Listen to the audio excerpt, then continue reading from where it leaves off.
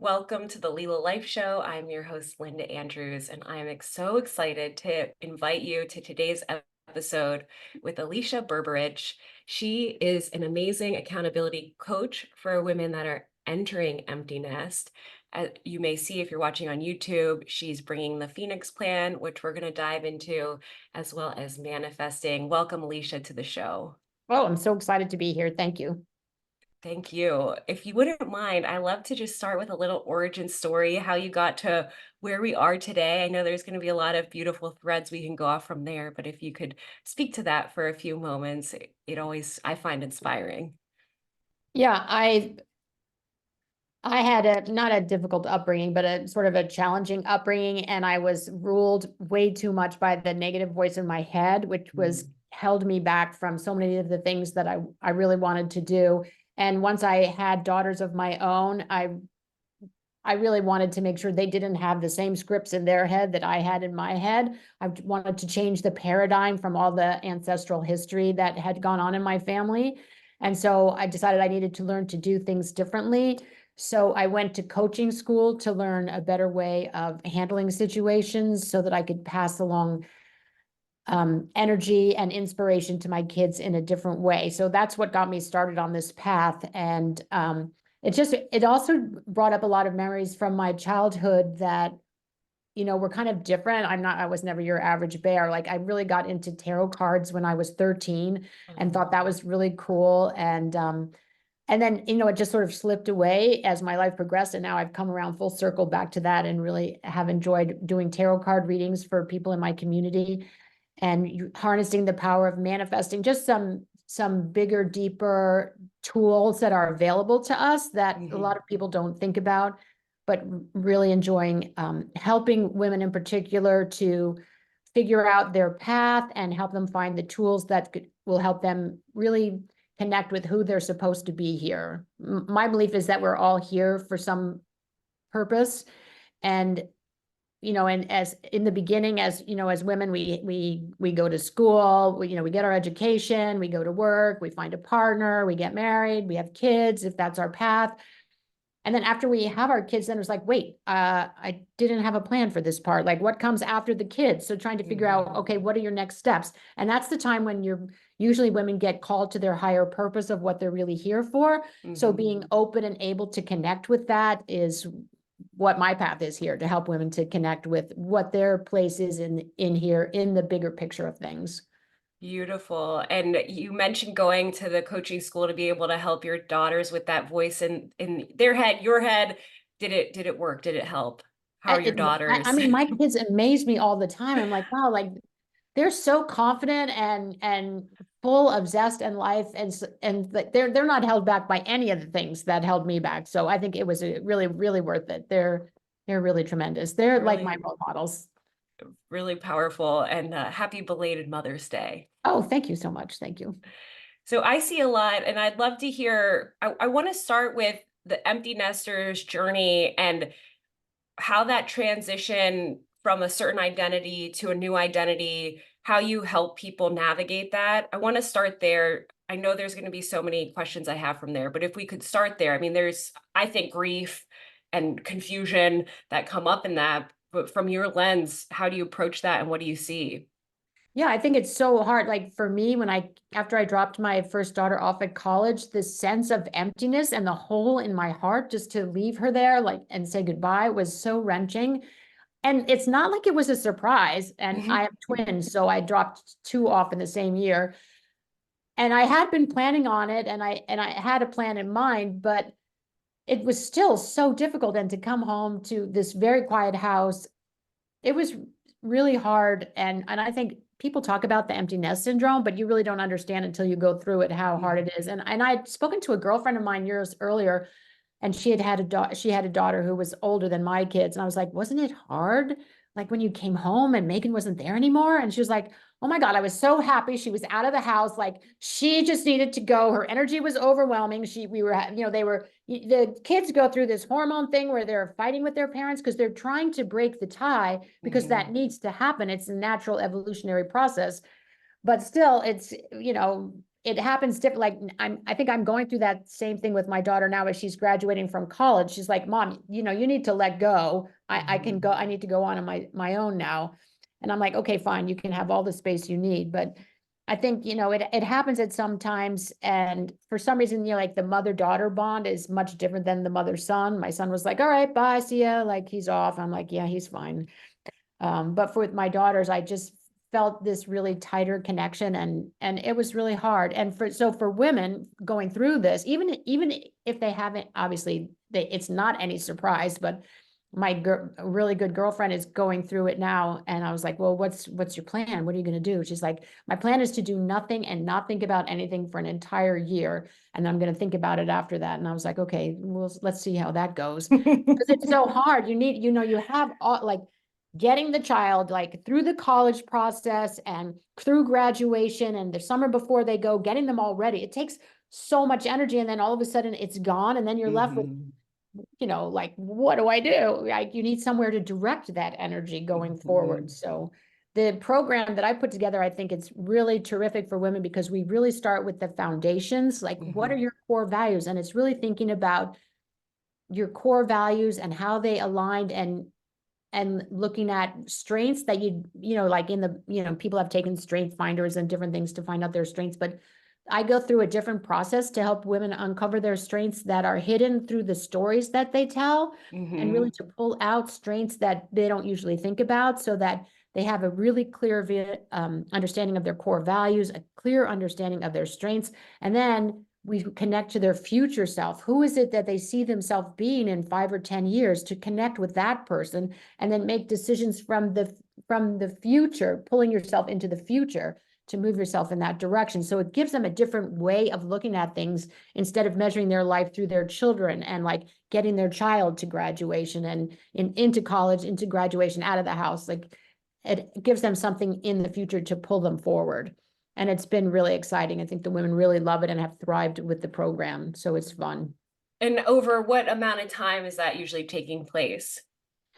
It's a 10-week program that I put together.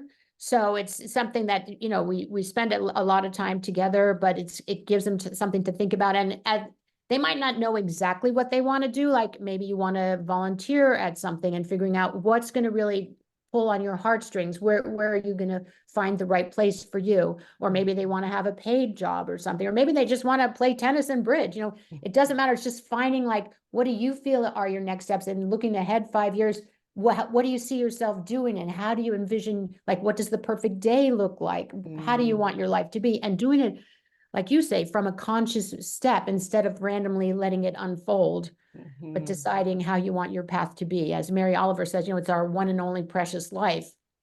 We can make decisions and move it in the direction that we want. Amen. And, you know, 10 weeks, that goes quite quick. You know, I'm thinking of your friend who mentioned not dealing with it for a year, not, you know, thinking about it for a year, or, you know, you start the clock 10 weeks, you have a lot of self-discovery and aspects that maybe 18, 20 years have never been discovered or have been hidden on some level. And then to refine that over that 10 weeks, you know, talk about a transformation. Yeah, it is a transformation, just really a coming into themselves. And a lot of the women haven't been practicing self-care because they're so busy taking care of everyone else. So the self-care component is a large part of the program too. Just taking the time for yourself to do things, you know, whether it's journaling or meditating or getting your nails done, you know, just really taking care of yourself. Say yes to where it was the no's for so long. Yeah, exactly. What for the daughters and sons of the empty nesters, do you have any insights for how they can support their parents through the transition? Well, it's just realizing that, like it's a big thought, but realizing that your parents are doing the best that they can, and they really want to support you, and they want you to blossom and be the best. And sometimes maybe they seem suffocating, or maybe, you know, they're not involved enough, but they're just trying to find a balance of what's right for you, what's right for the kids. So, and it's, you know, it's everybody's different, so it's hard to figure out what's the right way. Like when I was growing up, my parents were completely not involved in me and had nothing to do with anything. And with my kids, you know, okay, probably I'm overly involved, and, you know, but it's like being able to communicate and talk about things. And when it's like, okay, mom, that's enough. Now I need to do this on my own and you need to just give me some space. Mm-hmm. Same thing, so that it doesn't have to become a caustic relationship, but it can keep the communication open is really helpful for everybody. Which that even, I feel like in the parent-child dynamic, for 18 years, let's say, it's usually the parents, it sometimes isn't so much of the two-way communication street. It's the parents parenting, and then say 18 plus, the kids are using these new skills, learning communication. So that's new for everyone to open up that dialogue and the kids being a little more assertive about what they need, where that may not be, I know every parent is different, but may not be happening the whole time as a Right. child through the childhood Yeah. and I'm that being surprised new. that the kids today are so able to verbalize things that I was never able to. My best friend's daughter is 10 years old and I have these adult conversations with her and I'm so amazed. I'm like, wow, like when I was 10, I was not thinking about anything like that. But I think it depends, like if kids are spending, like she's essentially an only child. Mhm. So she's with adults so much that she's used to having these conversations and it's, it really depends on the whole environment the child grows up in, but it's really amazing how kids are able to verbalize things these days. And maybe it's something from social media and seeing things from a different perspective. It's really interesting. Yeah, like the influence of tech in ways we're still now understanding. Yeah. Yeah, that's a big one. Yeah, exactly. Can you tell me about the origin of the Phoenix Plan and the name and what Phoenix means to you? I'm so Yeah, I love the captivated. Phoenix plan because essentially the mother has been one way for so long.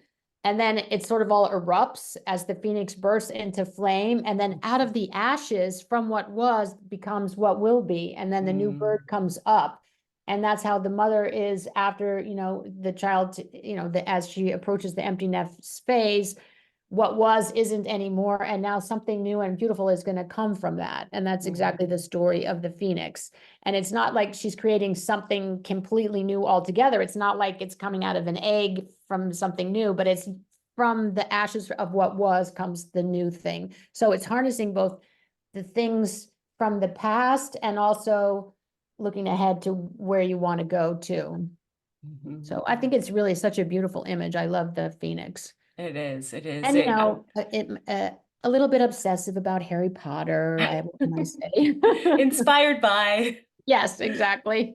I found, I know a dragon and a phoenix are different, and I always found dragons pretty scary and phoenix feeling like a pretty close relative to dragons. Like the imagery honestly is a little scary for me, and Ah, it just kept coming up and back over the past several years. And as I was sharing before recording, it's ironic because this has been a very profound symbolism over probably the past 4 years, that, and one of my favorite chiropractors locally and a dear friend of mine, she has this beautiful picture of a phoenix, a piece of art.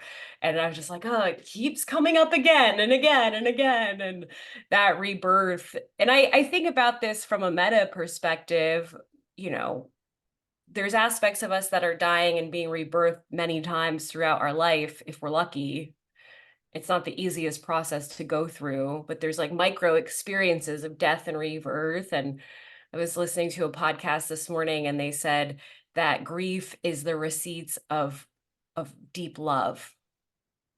I was like, yeah, ah, it's funny that I was listening to something over the weekend and they said that grief was love that had not been expressed. mm, So like you're grieving because you love the person so much and weren't able to communicate that essence to them. So yeah, a lot of power there. and it's like But when you're an empty nest and you're going through the grief, you're grieving for what was and what will be no more. Like that whole mm-hmm, part of your life is over with. And it's just never going to come back. Like when the kids come home from college, it's not the same. And it's just the ending of such a huge chapter of your life. I mean, it's like 20 years. mm-hmm, And then it's like you blink and it's gone and you really it's a missing that element. But then that's why I really like them to focus on what's ahead because you really have the opportunity to create this whole new wonderful chapter and do so many great things and really come into your full sense of self during mm-hmm. this time. Because also, like, for a lot of women entering into empty nest, they're also entering into menopause. So their body's changing. They have so many different changes going on. And once you stop having your period, like, your body has all this energy that it had been using for that, because it takes a lot of energy to go through that. But now all that energy can be channeled into what is your real purpose and calling, and really moving in that direction. It really opens you up for a huge time of transformation. Do you see a large number of the women that you're working with channel that energy into business ventures and business pursuits? What's the breakdown of that choice? I know you mentioned a few different things. Yeah, so I tend to work with a very high net worth level of women. Hmm. And so a lot of them are doing volunteer work or Hmm. serving on boards, Hmm. or, they're called in many different ways. Some want to start their own business, but mostly they're trying to give back something to their community, or to um, whatever essence is calling to them. So, Hmm. And whether it's a nonprofit board, a business venture, I think some of the same principles apply. And we were talking a little before the show about energy management and how that connects to productivity and manifesting. A lot of the listeners are entrepreneurs. I think this conversation is resonant for a number of different ways, but I'm curious what you see in terms of that alignment to productivity, that alignment through manifesting, and how that all connects in the work that you do. yeah. One of the things I really work with my clients to focus on is their energy management. And Mhm. in terms of figuring out what they want their future self to be and what direction they're moving in. And then to harness the power of the energy of something else they've accomplished along those lines, like Mm. where they felt really successful before and how that felt in their body. And then being able to harness that power, draw that power into their body every day. So they're living their life from this higher place.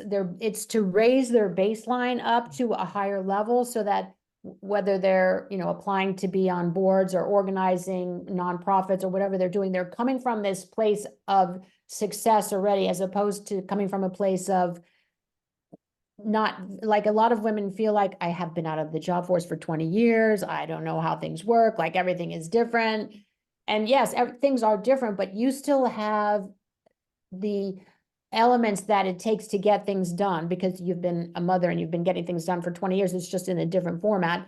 But to taking, like, being able to understand all those strengths and really aligning with the energy that you have and pulling it into your body and expressing yourself from that higher platform really helps to them to move forward. And especially when you're an entrepreneur, coming to your work with this feeling of success that resonates in you. So then you're drawing, when you pull yourself up to a higher level, you're drawing in energy from that higher level, as opposed to, Mhm. well, I'm an entrepreneur, I'm new, I haven't done this before, I'm just trying to figure it out. That's one energy. But then if you say, I've been very successful in the past, I can achieve anything I want to achieve, I'm going to really focus on this, and pulling in that energy, that's taking you to a higher level. And then you're going to meet the energy on that level. And that pulls you into the things that you're trying to create. I see a lot of parallels, re-entering the workforce or getting into a board nonprofit position, new entrepreneur, where it's so easy to be in the chaos and like the frenetic self-doubt. And I think this speaks to what you first touched on, like that voice in your head that's saying you're not good enough, you can't do it, it'll never work, over and over and over, and pulling from those past successes, like you're saying, and anchoring that in to go forward. I mean, that itself is very powerful as a Yeah. practice. Yeah. And I really want to say something about what you're talking about, imposter syndrome, because a lot of times, too much, like when you hear about imposter syndrome, they say, like, how can you even think you're an imposter? Like, you've graduated from Harvard, you've worked as a hedge fund manager, you've done this, you've done that. And then, but the imposter still says, but they're going to find out. You don't know everything. You're not that smart. You have been fooling people for years. Your number's going to be up.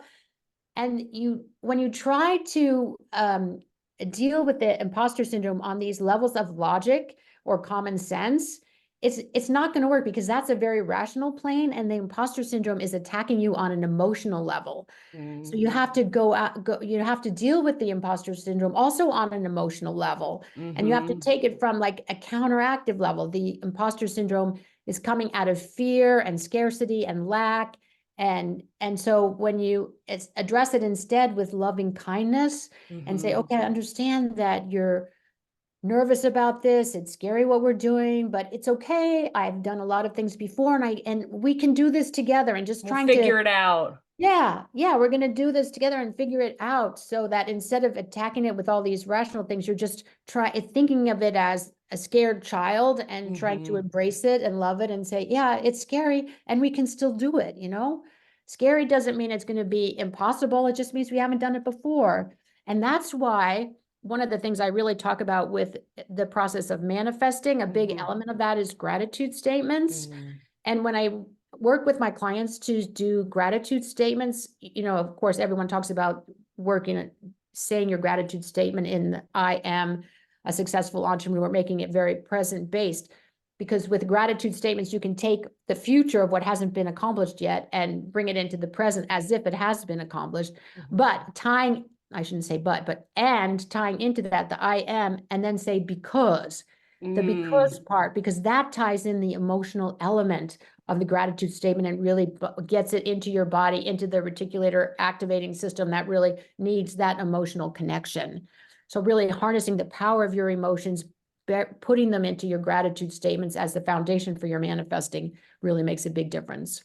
I love that. Could you give an example of I am because, like an I am because I'm thinking of some. I'm amazing business leader because I make my clients happy. No, because my heart is in the right place and I'm really Mm, concerned about everyone's well-being. I It's focus not, on service and yeah, I'm yeah. obsessed with serving them on a higher I'm level. here out of service of the greater good. Hmm. I love that. I am grateful. Yeah. Any others that you want to do? Maybe for an empty nester? Oh, oh, well, yeah, well, I mean, it depends upon what they're looking for, but I am so grateful that my children are happy and thriving in college, because they are bringing so much joy to other people and they're Mm. going to be the salvation of our world and make everything what it is. Like, they're our hope for the future. I'm curious in your experience how many empty nesters are feeling just in the overwhelm of the future of the world and how that is impacting how they're moving through the empty nest. If you're seeing that, like, oh my gosh, the world's in disarray. What are we doing? Now my kids are gone. Is that impacting their experience of empty nesting? I think it's mostly they're scared for their kids and Mm, and for the future. I see it a lot, mostly with my peer group that. And again, I mean, I don't know how things are in Florida, but I live in the San Francisco Bay Area, and mm, that's a bi-coastal phenomenon, different from maybe what's happening in the middle of the country, but it's really scary right now. And mm, looking at the possible demise of the democracy is really frightening. And it's something people are talking about on a regular basis, because mm, things are not moving in a good direction. And we're, as my community, as we're trying to really foster our energy and our gratitude statements for bringing in positive energy. mm, And we're really working on a very conscious level to try to uplift what we have, mm, to bring in about the kind of change that will be productive. The focus, like Yeah, where can we direct that energy and focus on? yeah, It's easy to get in the downward spiral of the fear and the nothing's right. going to change and the Right. impossible. Yeah, we have to bring about the change that we want to see. We have to Hmm. be a part of it. And it's like not sticking our head in the sand and saying, oh my gosh, the world is moving in a negative way. It's to say, all right, what can I do in my place that's going to help the change to move in a positive direction? That's important. The what can I do? Because there's so much that we actually can't do, and there's so much that we can do, right? And Right. that Right. connecting what that actually is, I find this with myself where there's certain things I like to be informed. There was a statistic last week that was showing 43% of small business owners are delinquent on their rents. I find that terrifying. It's not a Yeah. great macroeconomic indicator there. Right. And Right. it was like followed up by we're at the highest debt and lowest savings rate. Okay, another big red flag. We got some things brewing here that is not great. And what is that going to unfold?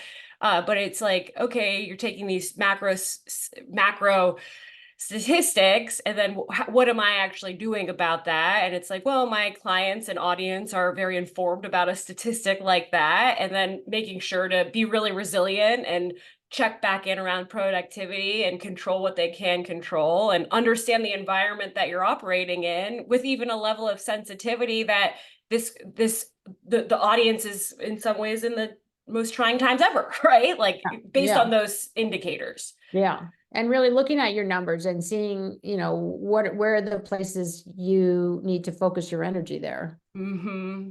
What needs that attention? The Yeah. imposter syndrome, I find that imposter syndrome and the self-sabotage are closely related. It's like you're in the state of imposter syndrome, and then the actions can be the self-sabotage. Do you have any tips for untethering those actions that are in the self-sabotage? Yeah. Two big tips. Well, because so the sabotage can be internal and external. So the Mm-hmm. internal is the negative head talk that we Mm-hmm. get, Mm-hmm. and then the external is in your environment.